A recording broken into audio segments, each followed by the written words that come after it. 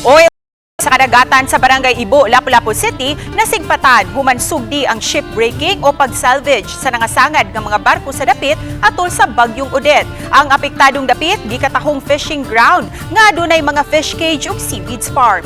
Ini ang report.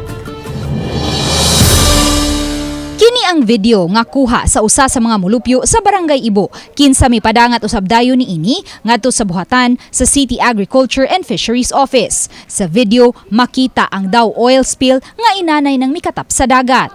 Matod sa mga mulupyo sa dapit, bisan niadtong wala pay mga nasangad nga barko sa ilang dapit, may mga oil spill na silang nabantayan. Apan misamot kini dihang gisugda na pagtabas-tabas ang upat sa mga barkong nasangad. Gawa sa halapad nga bakawan haduol sa mga gipang salvage nga barko, nahimutang usab ang tulo ka mga fish cage ug ang seaweeds.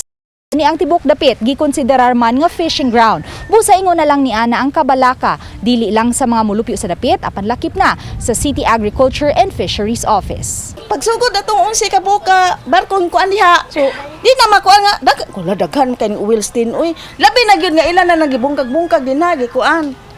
So dito dapita ning murag hing kebra-kebra mig panginhas. Murag samot sa Ginoong kay nagipanghabwa ang oil gisud sa galon. Siyempre mo awas baya na.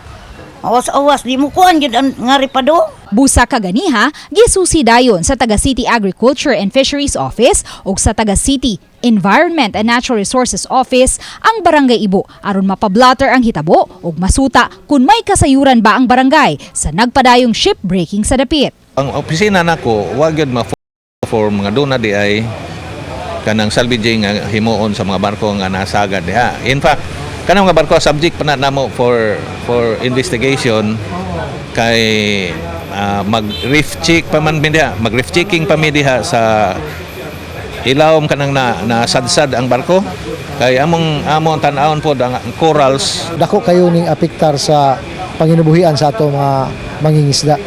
So I think the LGU is really going to act in this with coordination with Maritime Police. Matod ni Ibo Barangay Captain Mary Jane Kahilog, niadtong third quarter pa sa miaging tuig, miduol sa barangay ang kompanya nga nakapalit sa upat ka mga nasangad nga barko aron masugdan ang salvage operation apan wa niya kini tuguti kay way napakitang permit gikan sa Marina ug City Hall. Kay ni Ariman ang kanang I don't know if siya ang tag-iya na nangit sa ako ko. Okay ako kung naamoy permit. Pero I did not give them the permit man. Pagkatong ingon ako nga stop na mo. I thought nagkuha na sila kay with the city naman to. So I thought okay na to and then ang naka-trigger magud na sa ila is the gate 5 is open. Dira sila magagi. Uban ni Kapitan Kahilog, gisusi sa taga Kafo ug Senro ang dapit agi sa Gate 5 ug naabtan nila ang foreman sa usa sa mga barkong gipa-salvage nga nagbando sa iya mga tao sa pagpakarga na ngadto sa container van sa mga parte sa barko nga natabas-tabas na. Iyang gipasabot nga kompleto man sa permit ang may contract kanila sa pagpasalvage sa barko. Napakyas hinuon siya pagpakita ni ini kay wala sa dapit ang gitumbok niyang tao.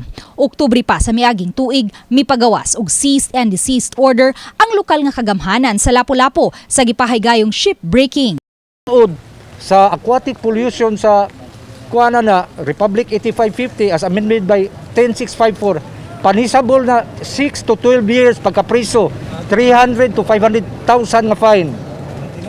Oo. Nga ang sa side sa akong barko nga gitrabaho, nagamping ko nga dili ko maka-oil spill kay dako gyud multa. Ganiha nangabot usab ang mga sakop sa Special Rescue Force ug Marine Rescue Force sa BFP sa dapit aron pagsusi sa nahitabong oil spill. Giswayan sa RTV Balitang Bisdak, pagtawag ang presidente sa Angkla Construction and Demolition Waste Collection Services ang gikatahong kompanya nga nakapalit sa upat ka mga barko ug nagpatrabaho niini aron matabas-tabas ug iyang gibutyag nga kompleto man sila sa mga permit.